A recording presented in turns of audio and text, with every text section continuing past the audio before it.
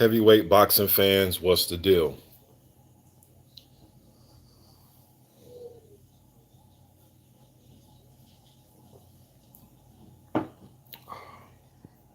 Wait till y'all get up in here, man.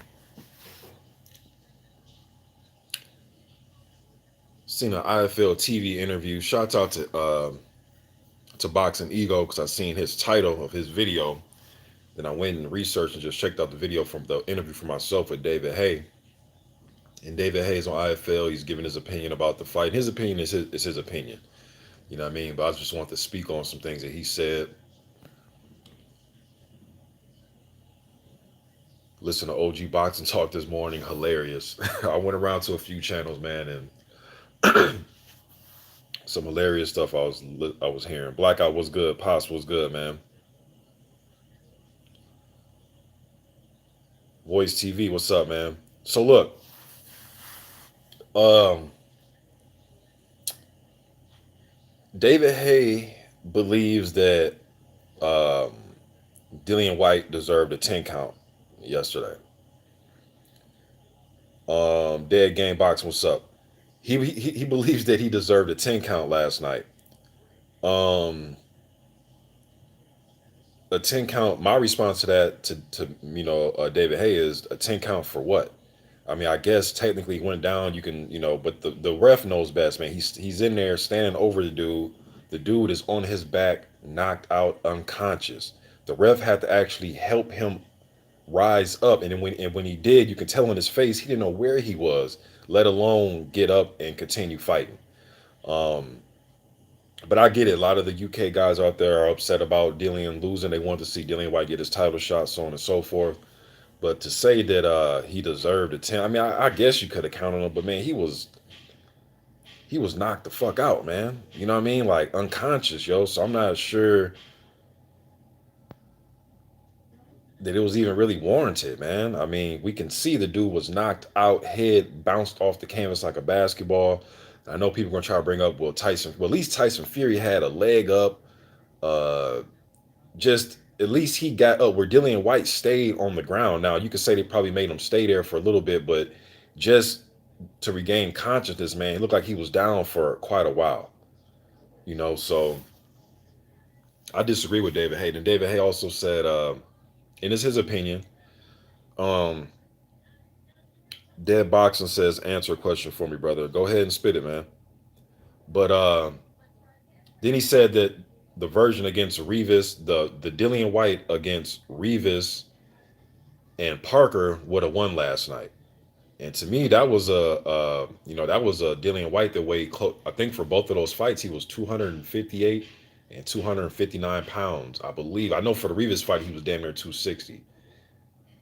So with those fights, I thought that he should have been lower in weight for those fights. He won both of them, right? But at the same time, though, wasn't in best of shape. And I think Dillian White is, I mean, not Dillian, but I think David Hay is going more by the mindset of Dillian White in those fights. Because he was saying that White was more rough and tumble in those fights. And bro, rough and tumble don't always play out. To me, Dillian White last night, up until him being knocked out, was fighting one of his better fights that I've seen him fight in a while. He was composed. He was fighting behind the jab. David Hay don't think that that's Dillian White.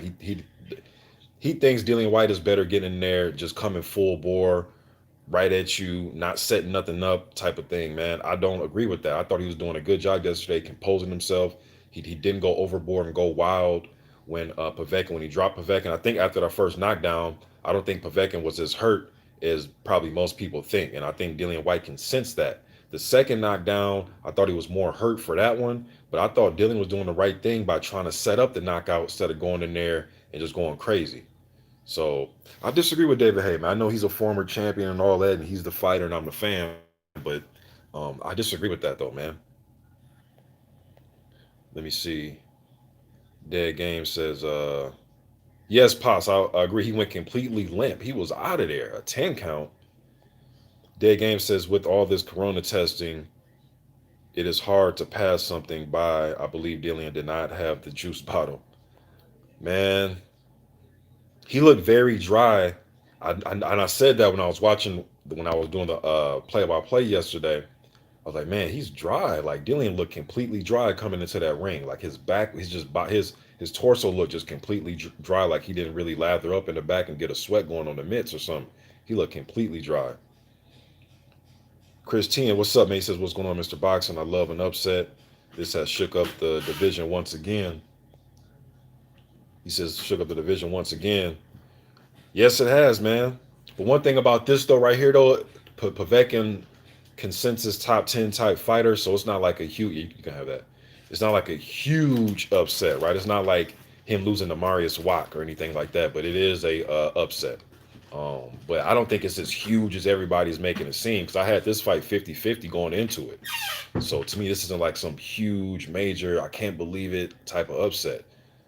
Um, Maybe for the bookies and the betting odds, but for most of us, for most fans that I was speaking to, we were all saying 50-50. Christian says too much hard sparring in camp. Or it could have been a weight loss camp. You know, sometimes when these guys blow up in between fights, they go into camp and it's like strictly just weight loss. They're doing things just to burn the weight off instead of working on technical things. Um, and like I was saying, man, I thought yesterday in the fight he was being um, cool, calm, and collected. Um, but he just got caught with something he didn't see, man. And Povetkin is a very sharp puncher, very sharp with his combinations. Dead Game says he didn't have that D ball in him. Chris Tien says, okay, let me see.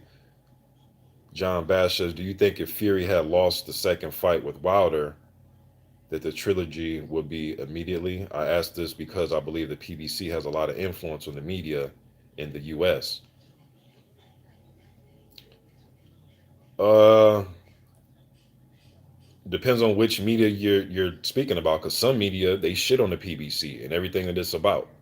So I guess it just goes around to which media you're actually talking about, man. Because I know some media hate the PBC. And if Fury had lost the second fight with Wilder, um, I'm not sure what they would have done, being that Wilder retained his title in the first fight. Then had he won the second fight in a rematch, if he won that, and then if he won that, unless they try to negotiate a trilogy just between the two of them, but it had nothing to do with the WBC, I think Wilder probably would have went on ahead and defended his title against a mandatory or something like that instead of going to this third fight.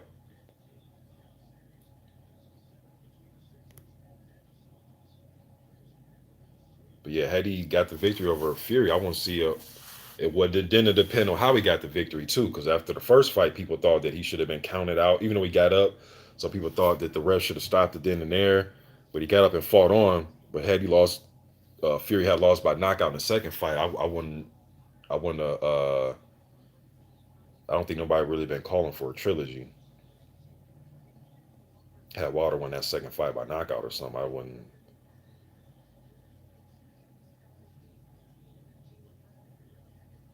That's really much it, man. Unless y'all want to cook about something, but I just seen that IFL TV interview with David Haye, and I'm sitting there like, man, maybe this is just a UK brotherhood thing because, dude, a 10 count. Come on, David Haye, like, you know that man was knocked out unconscious. He didn't even know where the hell he was. Man, they raised that man head up to where he they raised up his torso and he was like sitting up looking around. You can tell he was like, man, he was out of there. A 10 count for what? That's just adding to the embarrassment, man.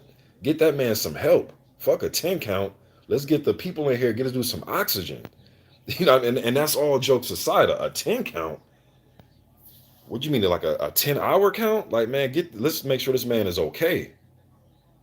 I understand go out on your shield and a warrior and beat your chest and all that. Okay, man, but then there's also the human element, man. And yeah, we need to check, make sure that man's okay. Damn, a 10 count. And then, him saying that but hey, maybe had Dillian Whyte try to put the pressure on when after that first knockdown, I don't think Povetkin was all that hurt, man. So he could have probably went in there trying to go for the kill, like David Haye wanted him to be, a rough and tumble, go for the kill and get caught with something right then and there. She got caught with something the next round anyways, but maybe after the second knockdown, he could have probably turned up the pressure a little bit, but I thought he fought a composed fight, man. The dude just was on his way, looked like to winning the fight. He got caught, got knocked out.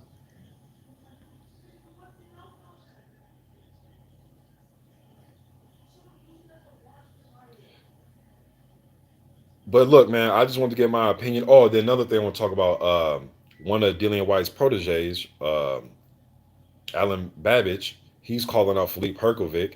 They're both Croatian fighters. I still want to see Petar Malas fight Hrgovic first. I think those are the two best Croatian heavyweights in my opinion. But Babbage, man, he's only 4-0 with four knockouts. He does come to bang. He thinks, as he was saying, that none of his fights are going to go over 3 rounds and all that. He's just speaking with confidence and came off a knockout win. Um, but with him, I want to see how he does when somebody forces him to go backwards, when he gets tied up and wrapped up. They won't let him get his offense off, when they backing him up, when he has to go back to his corner and he's probably winded after the second and third round. What type of fighter is he? What type of fighter will he be after those type of adversities? So I want to see more of him. But I like the fact that he's calling out Hrgovic. And if Hrgovic doesn't have no opponents lined up, or if they're not giving him a title elimination type fight, he's looking for somebody just to fight. I won't mind seeing him fight Babbage. But I think Hrgovic will beat Babbage, man. I think he'll keep him on the outside with his jab, his quick 1-2, his quick straight punches. I think he'll know how to handle him on the inside by wrapping him up. But this is why they fight the fights, right? So I like Babbage calling him out. And like I said, if Hrgovic, hey, you ain't got to fight a journeyman if you don't have to. You can fight Babbage. Yes, Pos, Babbage is a shorter heavyweight. Pos also asked me, Mr. Boxer, do you think a rematch before the new year is realistic? Well, I know he has to sit out for what, 90 days? So what is it? August. Yeah. I know he's gonna have to sit out because of, if you're talking about Dillian White, I think he have to sit out. If he wants to get back in there in December, man, go ahead. But I think that's his pride talking. I think that's his pride talking, man.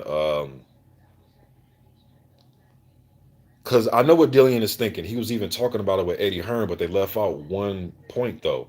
He was telling Eddie, because this after the fight, it's like a little presser they were doing with Eddie, and Dillian White came up to him and shook his hand. He was like, "Hey man, can I get that rematch in December?" Eddie Hearn was telling him, "Yeah, you can get it. I think it's on IFL TV or I don't know, but you guys can see it on the internet somewhere." But Eddie's telling him, "Yeah." So then they start talking about the fight, and White was pretty much in a nutshell, saying that I had him hurt, I knocked him down, and I was going for a kill, and I got caught. Yeah, bro, and I understand, Dillian, that well, you're the fighter, you're gonna do what you want to do, and I understand people that are signed with you are probably looking at like, man, you knocked them down twice, you had to fight in the bag, you can hurt them, right? You can hurt them, so I understand why you want the rematch. You can put him down, but so you have enough power to hurt him and put him down, but he showed that he has enough power to literally, and I'm not trying to be funny, put you to sleep. So it's a difference there. Yes, you had a flash. I thought the first one was kind of a flash knockdown. I thought the second one was a good knockdown, but he showed that he can put you to sleep, man. You know what I'm saying? And you're susceptible to these uppercuts. I don't know what it is about uppercuts and Dillian White, but Oscar Rivas, Chisora, AJ knocked him out bad with an uppercut. And then last night you saw what happened with Povetkin. Look, I know he's training, he's changing trainers and all that, but some guys are just susceptible to certain things, right? Iron Mike Tyson, one of my favorite fighters of all time, man. Um, One of them, but you guys know my top three fighters are Ali, Larry Holmes, and George Foreman. But anyways, he was susceptible to clinches. Like Mike would just fall into clinches. Even when he was younger, he'll try to explode out with combinations, but if you just wrapped him up real good, Mike was just susceptible to falling into clinches with bigger guys. Dillian White just susceptible to getting hit with fucking uppercuts, man. Even fights that he won, like the Chisora fights, he was getting hit with some very good uppercuts in that fight. Rivas dropped him with an uppercut. Was it uppercut that he dropped him with? Was it Parker? And then AJ and now Povetkin, like this uppercut is something else, man. It just he cannot get out the way of it. Khabib, Fee Khabib says David Allen wants Babbage. He said he will stop him in a round. Yeah, David Allen gonna talk a lot of shit, man. Last I thought David Allen came back. I thought he retired after that his last the fight that he lost. But Dave Allen to give you some rounds though. Always a Dave Allen to give you some rounds. My top five, I haven't done it. It's so funny you asked me that. I haven't put up a top five in the last time I did my top 25 was February 25th of this year. So I haven't done one in a while. But trying to remember who I had in that top 10. I had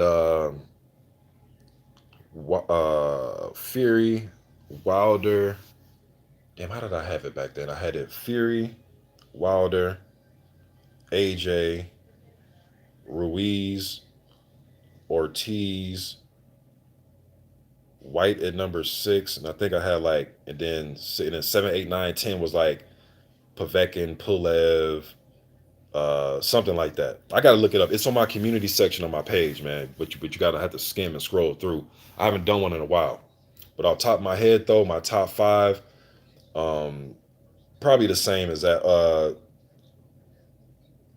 Fury, Wilder, Fury, Wilder, AJ.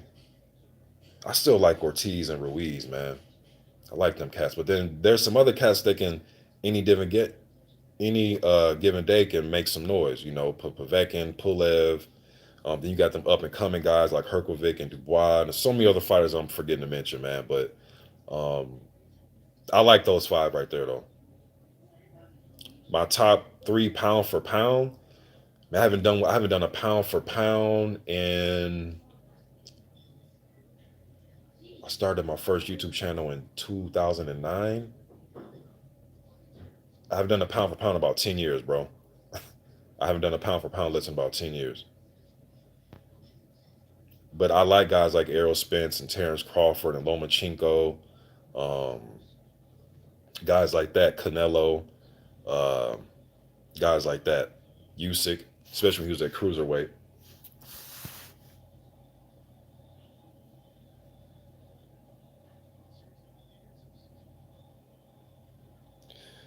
Top 10 most wanted heavyweight fights. Well, let me see. Before I get to that, let me see. My man KP from KC5 says Povetkin setup was great. He feinted him into the position right before to see if he would go into the high guard. Yeah, he threw that jab, and it looked like when he threw the jab, it seemed as if Dillian White thought he's gonna throw an uppercut upstairs, and he threw the jab. He did the old Mike Tyson combo, the left jab, and then torque over to the left, and then come with that like a left body shot. But he came up. No, I'm sorry, Dillian White. It seems as if thought he was gonna go to the body with the left uppercut, but he came upstairs and landed it. That's what I meant to say. But he came with that combo, man, and that's the combination that if you go and go look at Povetkin bag work or mint work, he's done that combination so many hundreds of times, thousands of times. MMA champ, I think that was just a slight.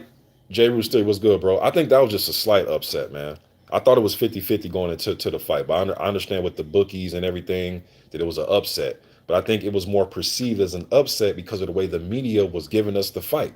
They were showing us pictures of like Fury and Dillian White just forgetting about Povetkin and Wilder, just making it seem like that Dillian White and Fury is going to be the fight, you guys. Dillian White and Fury, Dillian White and Fury. The WBC said once Dillian White beats Povetkin, he gets his title shot. The WB Mauricio Suleiman said, well, I'm sitting here like, bro, fuck all this. What Suleiman said, you have to beat Povetkin. Like, so I think the way it was getting pushed to us that this was like some huge underdog going in there with Dillian White, and it never was that. Never was that. I appreciate that $3 holla from my man Seen and Unseen Boxing. It says salute, brother, Mr. Boxer Day 2. Beautiful uppercut, yes indeed. But back to that question, Paz, about the top 10 most wanted heavyweight fights. Well, man, I will say this. I understand that Fury has a fight coming up with Wilder, so you definitely have to have that, right?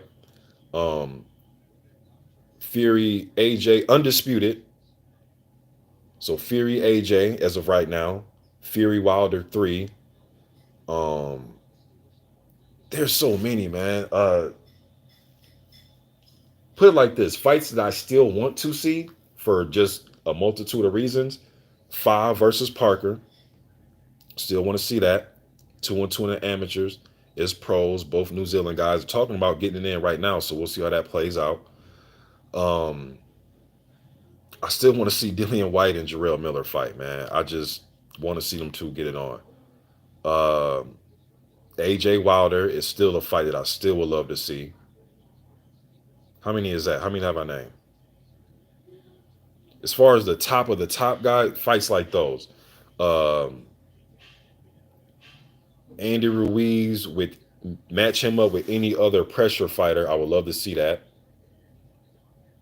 Dillian Whyte and Ruiz would be a good one just because of the pressure. I think Andy would get him though.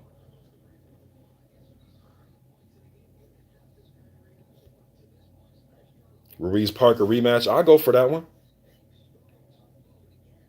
I'd love to see how Parker would approach that. Would he stay on that back foot or would he try to come forward? I think he'll try to fight Ruiz off the back foot. I don't think he wants too much of coming forward. And Social Rage, what's up, man? He says WBC is pushing a narrative instead of getting behind the person who earns the belt in the ring. Yeah, WBC is full of shit, man. They've been full of shit for a while. Salute to the brother Curtis Anderson, man. Kurt Sugar up in here. What's up, man? Gaines PP, what's up? MMA champion commentary says if Whyte wins the rematch, will Fury vacate the title? Because Fury and his promoter said they are not fighting Whyte. That means the title will go to Whyte after AJ beats Pulev and Usyk. He will have to. I think Fury just talks a lot, man. He talks so much, man. I'm not. Fury says that, but who knows? Fury may end up if he beats Wilder, or regardless. I think if it came down to where they had to fight each other, let's say Fury has the title and Dillian Whyte comes back and beats Povetkin and all that. I think that Fury would fight him. Although I know what he said, but I think he would. He talks. Look, man, this is the same dude that dressed up like Batman. This is the same dude that kissed. Did he kiss Sefer Fury? One of them dudes he kissed on the lips. You know what I mean? During the face off, like this is a dude that takes his shirt off and body shames himself. He did that at the going into the second Klitschko fight where they didn't fight, but they had a pressure for him. He took his shirt off because he was out of shape and started smacking on his stomach to shame him. I mean, Fury says a lot of shit, man. You know what I'm saying? Like, so who knows with Tyson Fury?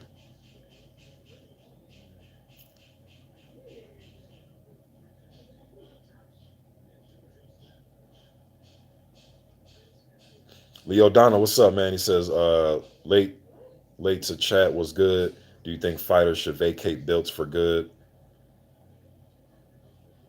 of bigger fights?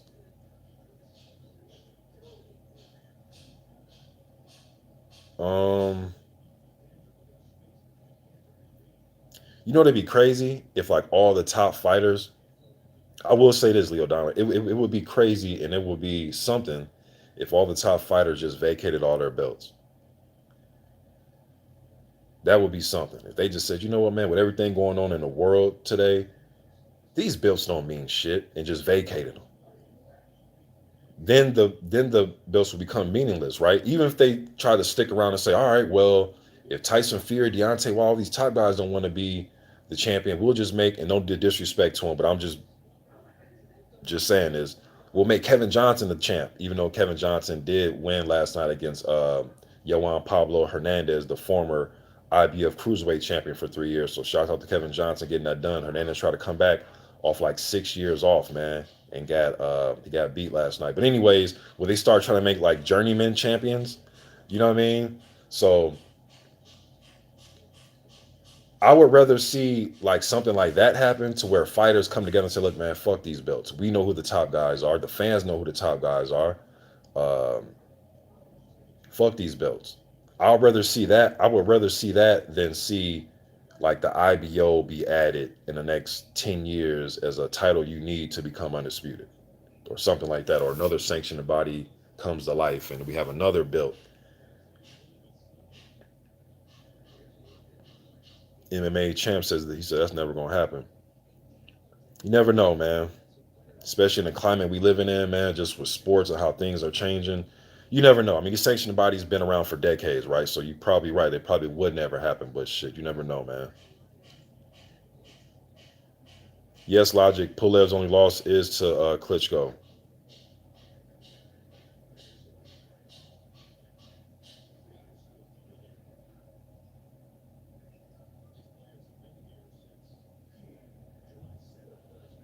Marshall Ministry says add the IBO, but remove all like the silver, regular, interim. Man, I don't even want them to add to IBO. I don't even want them to do that, man. I know the IBO's been around for a while. Guys like Roy Jones would have that title. Klitschko's, so I get it. Bernard Hopkins, all them guys would have that title and give it some fame and recognition, but we don't need that shit. Just like we really didn't need the WBO in 2007 when they added that one on as a major sanctioning body, even though it's been around for decades. But when they added it as a major sanctioning body, that was crazy.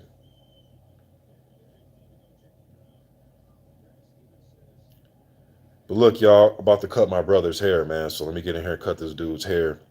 I appreciate y'all joining me with this unexpected live stream. But until then, though, man, y'all be good.